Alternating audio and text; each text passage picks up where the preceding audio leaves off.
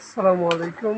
তো আপনাদের সাথে শেয়ার করব গাভী এবং বাছুরে কেন লস খাচ্ছি। তো এটা হচ্ছে আমরা যখন গাভী বাছুর একসাথে বিক্রি করার চিন্তা করি তখন দালালরা বলে মাত্র ৬৫,০০০ টাকা। তো অ্যাকচুয়ালি আমাদের কিনা প্রায় তোমার ৯০,০০০ পড়ছে। তো আমরা যদি ভেঙে বেশি ধরেন আপনার বাছুর ৫০ যাবে আর গাভী ৫০, তাহলে আমাদের লস আসে না। যাই হোক, দালাল দিয়ে আসলে সব কিছু হয় না। তো সবাই দোয়া করবেন। আমাদের বাছুরটা এখন আলহামদুলিল্লাহ মোটামুটি ল্যাম্পি ভালোর দিকে, তো গাভীটাও মোটামুটি খাচ্ছে।